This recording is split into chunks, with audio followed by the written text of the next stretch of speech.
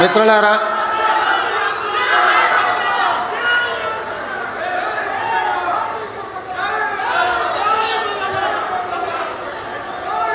వన మహోత్సవం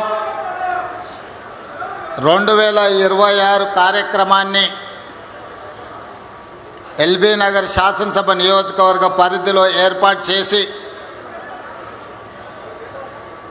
సభాధ్యక్షత వహిస్తున్న సోదరిమణి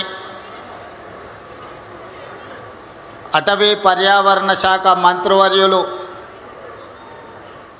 శ్రీమతి కొండా సురేఖ గారు, ఈ కార్యక్రమంలో నాతో పాటు ముఖ్య అతిథులుగా విచ్చేసిన రంగారెడ్డి జిల్లా ఇన్ఛార్జ్ మంత్రివర్యులు మిత్రులు దుద్దిల్ల శ్రీధర్ బాబు గారు, మాజీ మంత్రివర్యులు శాసన మండలి చీఫ్ విప్ పట్నం మహేందర్ రెడ్డి గారు, రంగారెడ్డి జిల్లాలోని సీనియర్ శాసనసభ్యులు, గతంలో ఈ ప్రాంతానికి ఈనాడు ఇబ్రహీంపట్నం శాసనసభ్యులుగా పనిచేస్తున్న సోదరులు మల్రెడ్డి రంగారెడ్డి గారిని, షాద్నగర్ శాసనసభ్యులు మిత్రులు ఈర్లపల్లి శంకర్ గారిని, అటవీ శాఖ కార్పొరేషన్ చైర్పర్సన్ మాజీ శాసనసభ్యులు పోడెం వీరయ్య గారిని, శాసన మండలి సభ్యులు బుగ్గారప్ దయానంద్ గారిని, అదేవిధంగా మాజీ పార్లమెంట్ సభ్యులు నాకు అత్యంత సన్నిహితులు మిత్రులు మధు యాస్కి గారిని, అదేవిధంగా హైదరాబాద్ నగర మాజీ మేయర్ మాజీ శాసనసభ్యులు తీగల కృష్ణారెడ్డి గారిని, కార్పొరేషన్ చైర్మన్ చల్లా నరసింహారెడ్డి గారిని, మరో కార్పొరేషన్ చైర్మన్ జ్ఞానేశ్వర్ ముదిరాజ్ గారిని, మరో కార్పొరేషన్ చైర్మన్ మల్రెడ్డి రామరెడ్డి గారిని, కాల్వ సుజాత గారిని, యూత్ కాంగ్రెస్ రాష్ట్ర అధ్యక్షులు శివసేనారెడ్డి గారిని, శివచరణ్ రెడ్డి గారిని, వేదిక మీద ఉన్న వివిధ ప్రజాప్రతినిధులను, అటవీ శాఖ అధికారులను, నాకు అత్యంత ఆప్తులైన ఎల్బీ నగర్ శాసనసభ నియోజకవర్గ నలుమూలల నుంచి వచ్చిన వేలాది మంది మా ఆడబిడ్డలకు, మా సోదరులకు మనస్ఫూర్తిగా అభినందనలు, ధన్యవాదాలు తెలియజేస్తున్నా.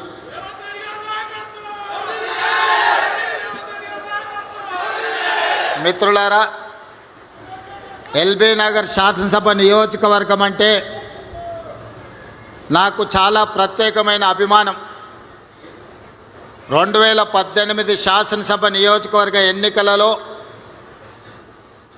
అనుకోని పరిస్థితులలో రాజకీయ కుట్రలో భాగంగా కొడంగల్ శాసనసభ్యుడిగా ఓటమి చెంది చాలామంది రేవంత్ రెడ్డి రాజకీయ శకం ముగిసింది, ఇక మళ్ళీ ఏమీ కానివ్వము అని ఆనాడు చాలామంది కుట్రపూరితంగా నవ్వుకున్నారు. సరిగ్గా 4 నెలలు తిరిగే లోపల శ్రీమతి సోనియా గాంధీ గారు పార్లమెంట్ ఎన్నికలలో మల్కాజ్గిరి పార్లమెంట్ అభ్యర్థిగా ఎన్నికల బరిలో దించితే ఆనాడు 32 లక్షల ఓట్లున్న మల్కాజ్గిరి పార్లమెంట్ నియోజకవర్గంలో 3000 పోలింగ్ బూతులు ఉండే. 3000 పోలింగ్ బూతులు కాదు కదా, సగం తిరగడానికి కూడా 5 సంవత్సరాలు సరిపోదు. అయినా ఆనాడు పార్టీ అవకాశం ఇచ్చి సోనియా గాంధీ గారు, రాహుల్ గాంధీ గారు అండగా నిలబడి ఆనాటి ఎన్నికల బరిలో దించితే అప్పటి వరకు నాతో ఉన్నవాళ్ళు, అండగా నిలబడతామన్న వాళ్ళు మీరు భుజాల మీద మోసి గెలిపించిన వాళ్ళు ఎన్నికలు ప్రకటించి అభ్యర్థిగా అవకాశం వస్తే నన్నే కాదు మిమ్మల్ని కూడా గుండెల మీద తన్ని పరాయోడి పంచన ఆనాడు చేరిండ్రు.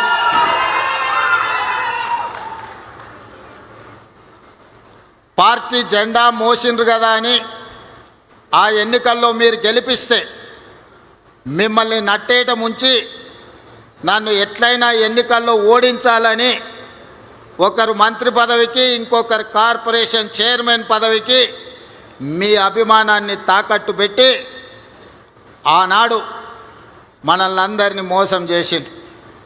అయినా మీరిచ్చిన ధైర్యంతో మీరు అండగా నిలబడితే 2019 పార్లమెంట్ ఎన్నికల బరిలో ఆనాడు దిగితే ఈ ఎల్బీ నగర్ శాసనసభ నియోజకవర్గం 30,000 మెజారిటీ ఓట్లను అందించడం ద్వారా ప్రశ్నించే గొంతును నిలబెట్టాలి. తెలంగాణ 4 కోట్ల ప్రజల యొక్క సమస్యల్ని గల్లీ నుంచి ఢిల్లీ వరకు వినిపించే నినాదమై ఈ ప్రాంత ప్రజల యొక్క సమస్యల్ని లేవనెత్తుతాడని మీరు అభిమానం చూపించి మీరు గుండెల్లో పెట్టుకొని మీ భుజాల మీద మోస్తే మల్కాజ్గిరి పార్లమెంట్ సభ్యుడిగా ఢిల్లీకి నేను బయలుదేరిన. మీ అభిమానం మీ గుండె ధైర్యం తీసుకొని ఢిల్లీకి బయలుదేరితే పార్లమెంటులో అక్కడ జరుగుతున్న సమావేశాలలో పార్టీ తరఫున ప్రజల తరఫున గట్టిగా నిలబడి కొట్లాడినప్పుడు శ్రీమతి సోనియా గాంధీ గారు, శ్రీ రాహుల్ గాంధీ గారు, మల్లికార్జున్ ఖర్గే గారు నన్ను చూసి గుర్తించి పిసిసి అధ్యక్షుడిగా అవకాశం ఇస్తే వెనక్కి తిరిగి చూడకుండా 3 సంవత్సరాలు నిరంతరం కొట్లాడితే 2023 7 తారీఖు నాడు ఎల్బీ స్టేడియంలో లక్షలాది మంది ఆశీర్వాదంతో ప్రజాపాలన ప్రభుత్వాన్ని మనం ఏర్పాటు చేసుకున్నాం. మిత్రులారా, ఈ ప్రాంతంలో అటు నల్గొండ జిల్లా కావచ్చు, మహబూబ్ నగర్ ఉమ్మడి జిల్లా కావచ్చు, రంగారెడ్డి జిల్లా సోదరులు 90% నివసిస్తారు. మీరందరూ ఆనాడు అభిమానంతో అవకాశం ఇచ్చిండ్రు కాబట్టి కుట్రలో భాగంగా పడిపోయిన నన్ను నిటారుగా నిలబెట్టి అండగా నిలబడ్డారు. కాబట్టి ఈనాడు తెలంగాణ రాష్ట్ర ముఖ్యమంత్రిగా మళ్ళీ ఎల్బీ నగర్ శాసనసభ నియోజకవర్గంలో మీ ముందు నిలబడి ఈ ప్రాంత అభివృద్ధికి 100% నేను సహకరిస్తానని ఈ వేదిక మీద నుంచి సవినయంగా విజ్ఞప్తి చేస్తున్నా. ఆనాడు పార్లమెంట్ సభ్యుడిగా ఇక్కడ కాలనీలలో వర్షం వచ్చినప్పుడు మల్రెడ్డి రామరెడ్డి ఇక్కడనే ఉన్నాడు. కొంతమంది మిత్రులు కార్పొరేటర్లు ఇక్కడ లేకపోయినా ఆనాడు వరదల్లో కాలనీలు మునిగినప్పుడు కప్పెర చెరువు నీళ్లు మొత్తం ఇక్కడ కమ్మేసినప్పుడు మీరు సమస్యలు ఉన్నాయంటే అధికారుల మీద ఒత్తిడి తేవడానికి, ప్రభుత్వానికి సమస్యలు విజ్ఞప్తి చేయడానికి ఆనాడు ఈ బస్తీలన్నీ తిరిగినాం. ఈ ప్రాంతంలో దాదాపుగా 90% అన్ని పార్టీల రాజకీయ నాయకులను నేను గుర్తుపడతా. ఈ ప్రాంతానికి వస్తే నా సొంత ఊరు కొండారెడ్డిపల్లికి వెళ్ళినప్పుడు ఏ అనుభూతి కలుగుతుందో ఈ ప్రాంతానికి వచ్చినప్పుడు కూడా నాకంతే అనుభూతి కలుగుతుంది. ఎందుకంటే మా ఊరిలో నన్ను ఎంతమంది మావాడు అనుకొని అభిమానంగా చూస్తారో ఈ ఎల్బీ నగర్ ప్రాంతంలో ప్రతి ఒక్కరూ పార్టీలకు అతీతంగా మావాడు రేవంత్ రెడ్డి ఈరోజు ఎదిగిండు, ఈరోజు తెలంగాణ రాష్ట్రానికి ముఖ్యమంత్రి అయిండని అభిమానంతో పలకరిస్తారు. ఏ రాజకీయ నాయకుడికైనా ఈ అభిమానమే కావాల్సింది. ఆ అభిమానమే ఈనాడు ఇక్కడ నన్ను నిలబెట్టింది. అందుకే ముఖ్యమంత్రి అయిన తర్వాత ఈ ముఖ్యంగా మల్కాజ్గిరి పార్లమెంటు నియోజకవర్గ పరిధిలో ఒకనాడు రంగారెడ్డి జిల్లాలో అటువైపే అభివృద్ధి కనిపించింది. నగరాలు వచ్చినా, కాలనీలు వచ్చినా, హైటెక్ సిటీలు వచ్చినా, అంతర్జాతీయ స్థాయి యూనివర్సిటీలు వచ్చినా అన్నీ ఆ వైపునే రంగారెడ్డి జిల్లాలో వచ్చినాయి. నగరానికి కూతవేటు దూరంలో ఉన్న మన ఎల్బీ నగర్ కావచ్చు, బిఎన్ రెడ్డి నగర్ కావచ్చు, వనస్థలిపురం కావచ్చు, హయత్ నగర్ కావచ్చు, లేకపోతే గుర్రంగూడ కావచ్చు, బైరామల్ కూడా కావచ్చు, సాహెబ్ నగర్ కావచ్చు, ఈ ప్రాంతం హైదరాబాద్కు అతి సమీపమైన ప్రాంతం. మన చంద్రాయన్ గుట్టతో సహా సంతోష్ నగర్ గురించి, సైదాబాద్ గురించి నేను చెప్పాల్సిన అవసరం లేదు. ఏ రోజు ఈ ప్రాంతం అభివృద్ధి అంటే ఎవరికి పట్టలే. దీని ఓల్డ్ సిటీ అనో లేకపోతే చిన్న చిన్న మారుమూల గ్రామాలను వదిలేసిండ్రు. ఏ రోజు కూడా ఇక్కడ నిధులు ఇచ్చాలన్న ఆలోచన చేయలే. మన ఓట్లతోని గెలిచేది, కానీ అభివృద్ధి ఇంకొక వైపున జరిగేది. అందుకే నేను ఆలోచన చేసి రంగారెడ్డి జిల్లాలో ఈ వైపున ఏ అవసరమున్నా చెయ్యాలని కొత్తపేట ఫ్రూట్ మార్కెట్ తరలిస్తే కూడా ఆ ఫ్రూట్ మార్కెట్ వెనకాల కూడా కొత్తగా షెడ్లు వేస్తే అవినీతితో కూడుకున్న షెడ్లు ఆనాడు గాలి దుమారానికి ఆ రేకులు పోయి వందలాది మంది కాళ్ళు చేతులు తెగినాయి. అందుకే ఈనాడు శంషాబాద్ దగ్గర 240 ఎకరాలలో 2400 కోట్ల రూపాయలతోని అంతర్జాతీయ ప్రమాణాలతోని ఈరోజు ఫ్రూట్ మార్కెట్, అదేవిధంగా flower market, fish market, mutton, chicken ఏం కావాలన్న, పోల్ట్రీ ఏమి కావాలన్న అందుబాటులో ఉండే ఒక అంతర్జాతీయ మార్కెట్ను మన వైపు తీసుకొచ్చినాం. ఇవాళ ఇక్కడ కూడా ఈ స్థలాన్ని కబ్జా పెట్టుకోవాలని కొంతమంది ఇది ప్రైవేట్ భూమిగా దీన్ని చిత్రీకరించి అధికారులను కొందరిని అనుకూలంగా మార్చుకొని కొన్ని కోర్టుల్లో తీర్పులు తెచ్చుకొని ఈ ప్రాంతాన్ని లేఅవుట్లు చేసి ఎకరాలను గజాలుగా మార్చి అమ్ముకోవాలని ప్రయత్నం చేసింది.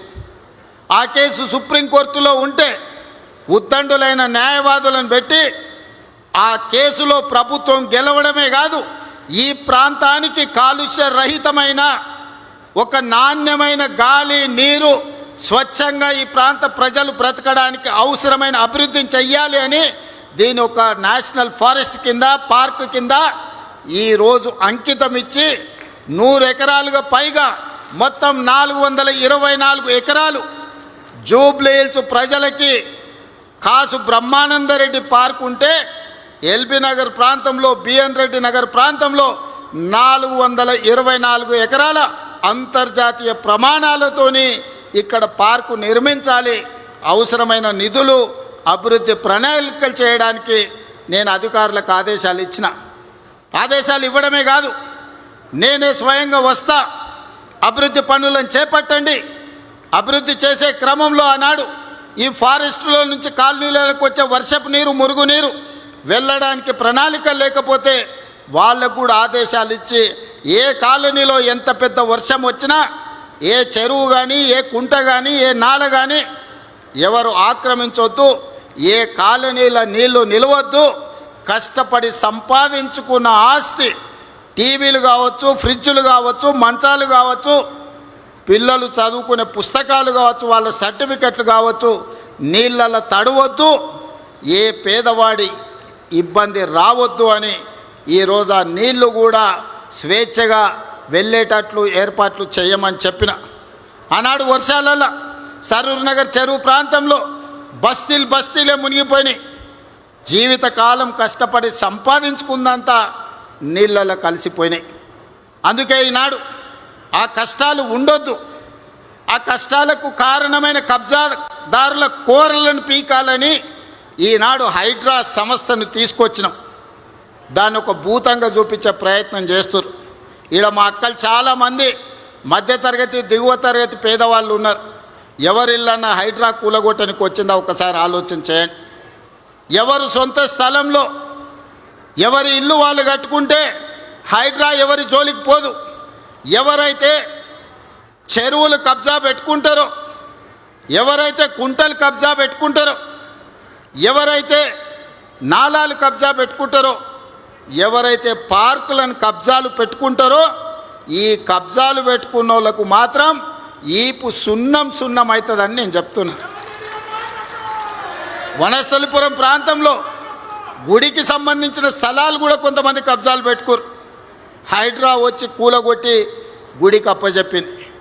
అంతే తప్ప ఏ గజం భూమి కూడా మేమెవరం తీసుకోం. నేను, శ్రీధర్ బాబు, మా సురేఖ అక్కను మేమెవరం తీసుకెళ్ళం.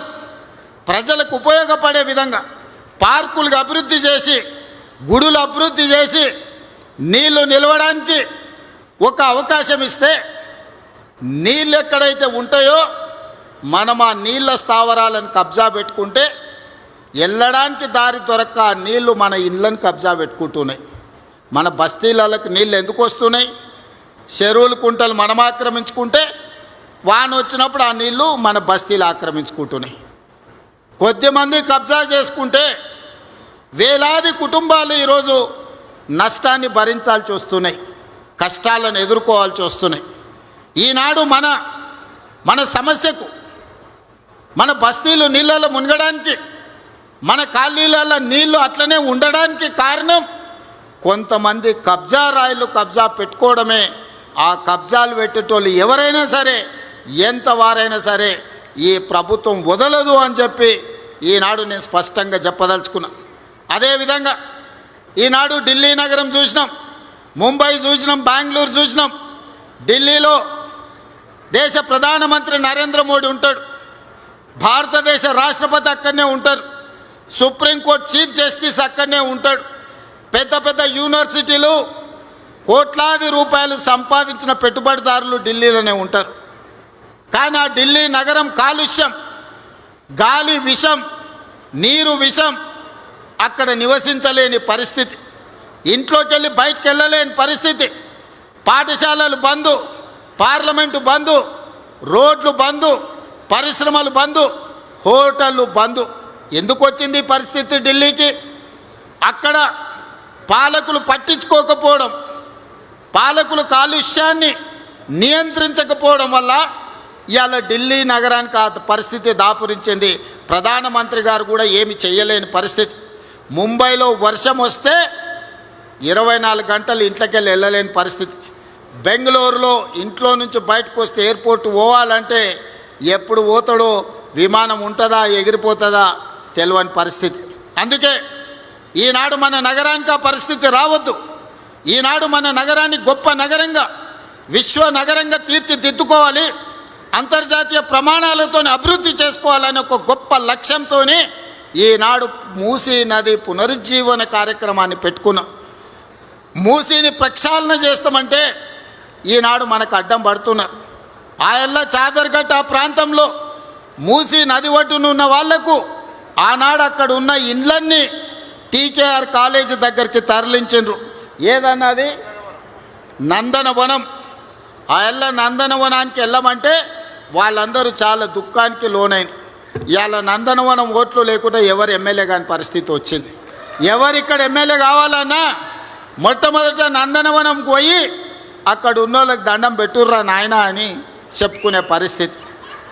ఎంపీగా నిలబడ్డప్పుడు నేను కూడా నందనవనానికి పోయి మా అక్కలందరినీ ఆడ కలిసి వచ్చినాను. ఇవాళ నందనవనానికి ఒక ప్రత్యేకత వచ్చింది. తీగల కృష్ణారెడ్డి కాలేజీ ప్రాంతంలో ఈరోజు ఫ్లైఓవర్లు వేసుకున్నాం. ఈరోజు ఔటర్ రింగ్ రోడ్ వచ్చింది, రోడ్ల వెడల్పు కార్యక్రమం అయింది. ఇవన్నీ కూడా ఆనాడు ముందు చూపుతో చేయకపోయిన ఉంటే, హైటెక్ సిటీ కట్టకపోయిన ఉంటే, ఔటర్ రింగ్ రోడ్ అంతర్జాతీయ ఎయిర్పోర్ట్ నిర్మించకపోయిన ఉంటే, ఐటీ ఫార్మా కంపెనీలు తేకపోయిన ఉంటే ఇవాళ అంతర్జాతీయ స్థాయిలో మనకి గుర్తింపు వస్తుండేనా? ఆయల్లో కూడా కుట్రలు చేసిన వాళ్ళు ఉండ్రు, కడుపులో విషం పెట్టుకున్న వాళ్ళు ఉండ్రు, కాళ్ళల్లో కట్టెలు పెట్టిన వాళ్ళు కూడా ఉండ్రు ఆయల్ల. కానీ ఆయల్ల పాప దేవేందర్ గౌడ్ గారు నిరంతరం కృషి చేసి ఆ రోజు భూసేకరణకు సద్దన్నం కట్టుకొని పోయి కూర్చొని 5,000 6,000 ఎకరాల భూమి ఎయిర్పోర్ట్ కోసం సేకరించే దాంట్లో దేవేందర్ గౌడ్ గారు తీవ్రమైన కృషి చేశారు. ఇవాళ ప్రపంచ చిత్రపటంలో శంషాబాద్ ఎయిర్పోర్ట్ వచ్చిందంటే దేవేందర్ గౌడ్ లాంటి వాళ్ళ కృషి ఎంతో ఉంది. హైటెక్ సిటీ ఆ రోజు కట్టింది కాబట్టి ఐటీ కంపెనీలు వచ్చినాయి. మరి నేను మా సోదరులను అడుగుతున్నా, మా ఎల్బీ నగర్ సోదరులు నాకు కుటుంబ సభ్యులతో సమానం. ఆ ఎల్లా సిరీస్ ఫ్యాక్టరీ ఉంటే ఈ ప్రాంతంలో అన్నం వండుకుంటే ఎట్లుండేదో మా అక్కలు చెప్పాలి. పాత తరం వాళ్ళు ఉంటే వాళ్ళకి తెలుసు. ఈ ప్రాంతంలో బోరింగ్ నీళ్లు పెట్టి అన్నం వండుకుంటే పచ్చగా వచ్చేది. సిరీస్ కంపెనీ దెబ్బకు ఈడ ఇండ్లు ఎక్కడెక్కడికి పోయి భూముల విలువ లేకుండే. సిరీస్ కంపెనీ బంద్ అయినాకనే మనకి ఈరోజు బోరింగ్ నీళ్లు కనీసం అంట్లు తోముకోవడానికి ఉపయోగించుకుంటున్నాం. ఒకప్పుడు మూసి 6 అయిందంటే దిల్చుకున్నారు బస్ స్టాండ్ కాడ నోరు తెరిచే పరిస్థితి లేదు. నోరు తెరిస్తే నోటి నిండా దోమలు పోయేది. చికెనో మటనో తిన్నట్టు ఉండేది దోమలు తింటే. పాత తరం ఉన్నోళ్ళకి చాలా మందికి తెలుసు, ఇప్పుడు కొత్త పిల్లలకు తెలియకపోవచ్చు. ఇవాళ వీళ్ళందరూ ఇదంతా బాగానే ఉంది అనుకుంటారు. మూసి దెబ్బకు ఈ ప్రాంతంలో ఇల్లు కూడా కిరాయికి తీసుకునేటోళ్ళు వచ్చేటోళ్ళు కాదు. ఎందుకంటే నేను దిల్చుకున్నారులోనే ఉండిపోయినా, నాకు తెలుసు మూసి పక్కలే ఉంటే ఎంత కష్టం ఉంటుందో. ఆ దోమల దెబ్బకు చీకటి పడుతుందంటే రాత్రంతా మేల్కతో ఉండేటోళ్ళు దోమలు కొట్టుకుంటా నిద్రపోయేటోళ్ళు కాదు. సంటి పిల్లలు ఉంటే ఇక వాళ్ళ బాధ చెప్పనాతీతం. అందుకే ఇవాళ మూసి ప్రక్షాళన చేయాలని, రోడ్లను విస్తరించుకోవాలని, చెరువుల నాలాలను కుంటల్ని కబ్జాలను తొలగించాలని, ఒక మంచి వాతావరణం కాలుష్యరహితమైన నగరాన్ని ఈరోజు మన ప్రజలకు ఇవ్వాలని ప్రభుత్వం ప్రయత్నం చేస్తుంది. ఇవాళ మనకు నగరం విస్తరిస్తుంది, అవసరాలు పెరిగిపోయినాయి. అందుకే ఈ ప్రాంతంలో 30,000 ఎకరాలలో భారత్ ఫ్యూచర్ సిటీ కట్టుకుందామంటే మీకు భారత్ ఫ్యూచర్ సిటీ వద్దు, మీకు మొత్తం కాలుష్యం ఉండే కెమికల్ ఫ్యాక్టరీలు కట్టుండి సిరీస్ లాంటి ఫ్యాక్టరీలేనంట ఒక 1000 ఫ్యాక్టరీలు తెచ్చాడు కడతాడంట. ఒక ఆయన తాటి సెట్ చెప్తున్నాడు. అక్కడ ఫార్మా కంపెనీలే ఉండాలి, మేము వచ్చినాక ఫ్యూచర్ సిటీ రద్దు చేస్తున్నామని. మీ ఫ్యూచర్ని ఎప్పుడో ప్రజలు రద్దు చేసిర్రా నాయన. ఒక ఆయన ఫామ్ హౌస్ పోయిన, ఇంకొక ఆయన సెట్లంబడి తిరుగుతున్నాడు. ఫ్యూచర్ లేనివాడల్లా ఫ్యూచర్ సిటీ రద్దు చేస్తా అంటున్నాడు. నువ్వు మళ్ళీ వచ్చేసారి సిద్దిపేట గెలితే కదా ఇవన్నీ మాటలు ముచ్చట్లు. నేను ఈ ప్రాంతాన్ని, నా ఊరు ఇక్కడి నుంచే పోయేది. ఈ బాధలు నాకు తెలుసు. నేను ఇక్కడనే చదువుకున్నప్పుడు ఇక్కడనే ఉన్నా. నేను ఇక్కడ ఎవరు ఉంటారు, ఎవరికి ఏం కావాలి. నేను జూబ్లీ హిల్స్లో ఉండొచ్చు, కానీ ఇక్కడ ఎల్బీ నగర్లో ఉన్న మా వాళ్ళందరికీ కాలుష్యం ఇస్తే, ఇక్కడ మొత్తం జీవించలేని పరిస్థితి కల్పిస్తే, ఊర్లలో భూములు అమ్ముకొని 100 గజాలు 200 గజాలు 300 గజాల ఇండ్లు కట్టుకున్నారు. వాళ్ళందరూ ఏం కావాలి? దీన్ని మళ్ళీ కాలుష్యం చేసుకుందామా? ఫార్మా కంపెనీలు మళ్ళీ సిరీస్ లాంటి ఫార్మా కంపెనీలు ఇక్కడ తెచ్చుకుందామా? ఒక్క సిరీస్ కంపెనీ ఉంటేనే మన బతుకులు ఆగమైనాయి. ఆ ఎల్ల దాన్ని వదిలించుకోవడానికే దేవుడు దిగి వచ్చినంత పని అయింది. ఇవాళ అట్లాంటి పరిశ్రమల్ని 100ల కొద్ది తెచ్చి ఇవాళ భారత్ ఫ్యూచర్ సిటీలో మేము పెడతామని దిక్కుమాలినోడు చెప్తుండు. ఎందుకంటే ఆడెక్కడో అక్కడ ఉంటాడు, అక్కడ ఉన్నాయన్ని తెచ్చి ఇక్కడ పెట్టిస్తాడంట. ఈ ట్యాంకర్లు వస్తే పొరక తీసుకొని కొట్టుర్రు అక్క, సలాకి కాల్చి వాత పెట్టుర్రి. ఓ పూట తిన్నా తినకపోయినా గాలి నీరు కలుషితమైతే మన జీవితాలు ఆగమైపోతాయి. దావకాన్లకు లక్షల కోట్లు కూడా సరిపోవు. దావకానకు అట్లా పోయి ఇట్లా వస్తే 2 లక్షలు బిల్లు అవుతుంది. ఏమమ్మి కట్టాలి, ఎక్కడ తెచ్చి కట్టాలి?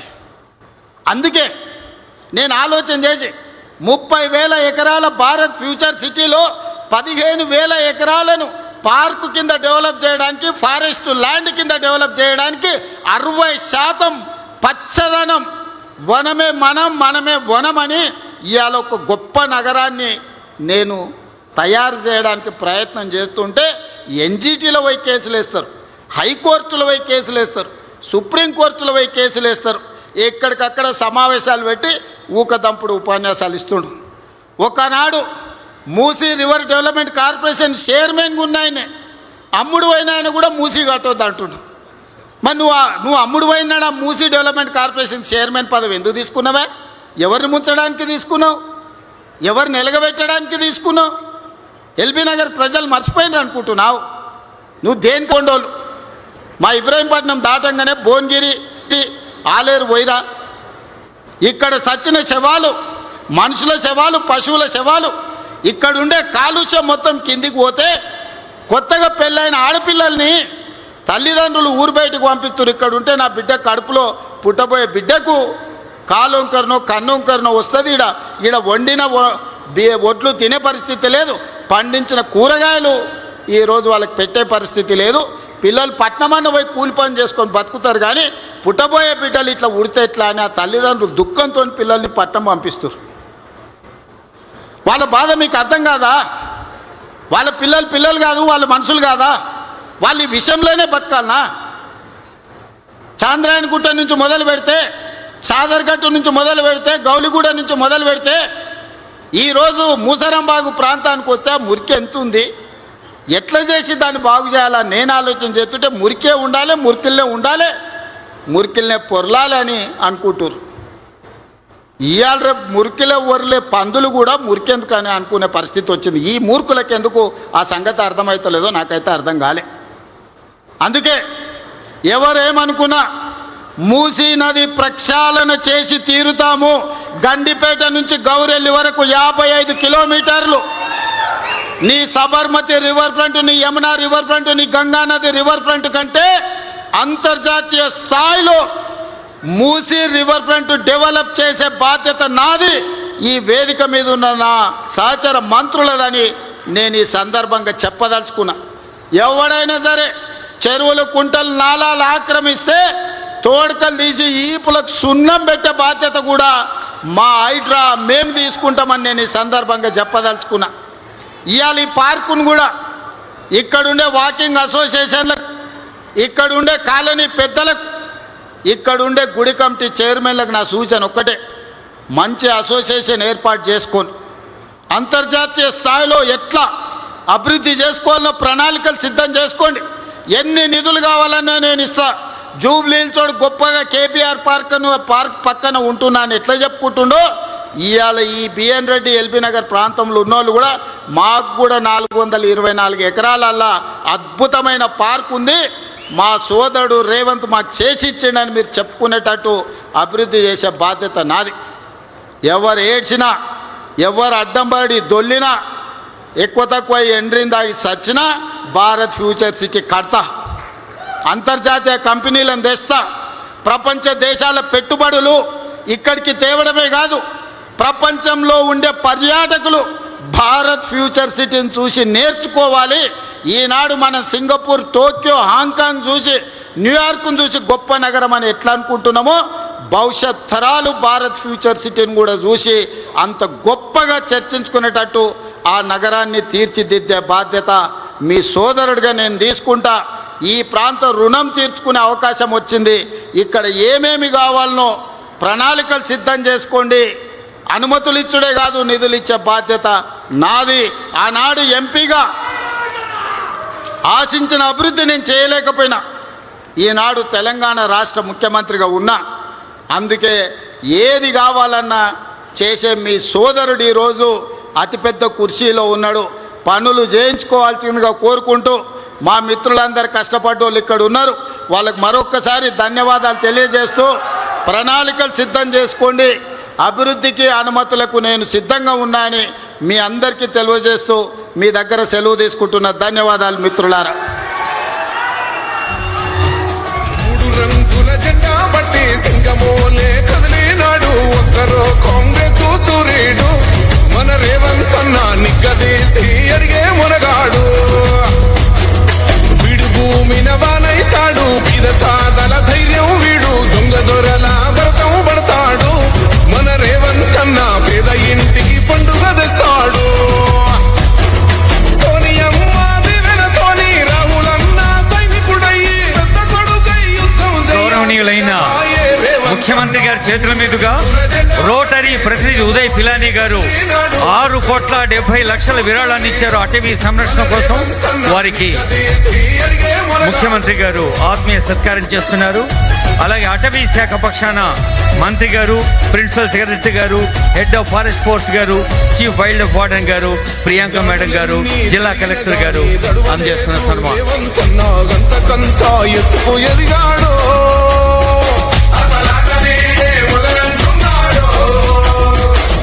మొక్కనాడు పోలేదు ఒక్కడయ్యి కొట్లాడాడు అందుకే పెద్ద నాయకుడయ్యాడు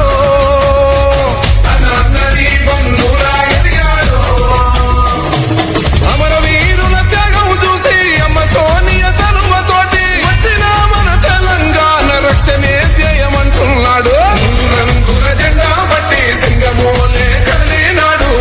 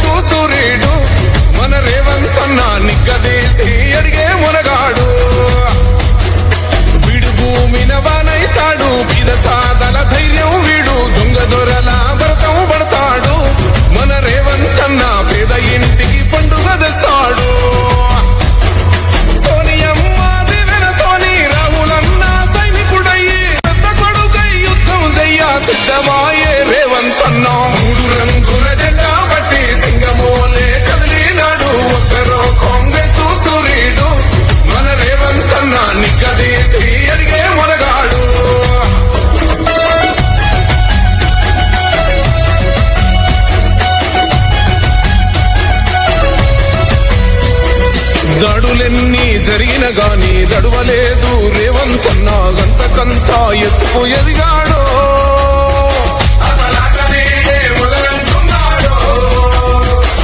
ముక్కనాడు ఊకోలేదు ఒక్కడయ్యి కొట్లాడాడు అందుకే పెద్ద నాయకుడయ్యాడో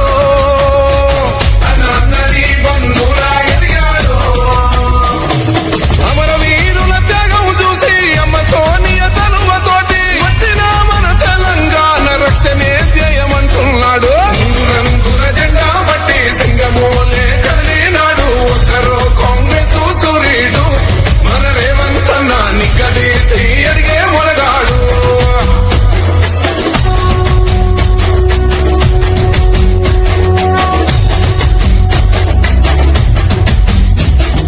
ఓహమంటూ లేనివాడు అందరినీ కలిపేటోడు ఆనాటి రోజులు తెస్తాడో మన ఆశలన్నీ తీసే నాయకుడు ఇందిరమ్మ రాజ్యం మళ్ళీ రేవంతు వల్లే సాధ్యం మన వంతుగా గన్నకు తోడుందా మన ఉద్యమానికి సిద్ధం అయిపోదా తెలంగాణ పులి బిడ్డ మరవబోదు నిన్ని గంట జై జై మా రేవంతాడు ఒక్కరో కాంగ్రెస్ సూర్యుడు మన రేవంత్ అన్న నిగ్గదీసి అడిగే మునగాడు వీడు భూమిన వానైతాడు బీద సాదల ధైర్యం వీడు దొంగ దొరల వ్రతం పడతాడు మన రేవంత్ అన్న పేద ఇంటికి పండుగ తెస్తాడు సోనియమ్మ దివెనతోని రాహులన్న సైనికుడయ్యి పెద్ద కొడుకై యుద్ధం చెయ్య సిద్ధమాయే రేవంత్ అన్న మూడు రంగుల జెండా బట్టి సింగమోలే కదిలినాడు ఒక్కరో కాంగ్రెస్ సూర్యుడు మన రేవంత్ అన్న నిగ్గదీసి అడిగే మొనగాడు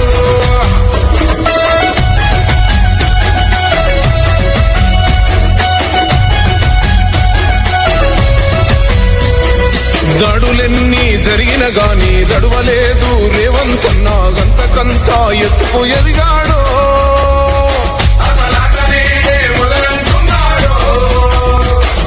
ముక్కనాడు ఊకోలేదు ఒక్కడయ్యి కొట్లాడాడు అందుకే పెద్ద నాయకుడ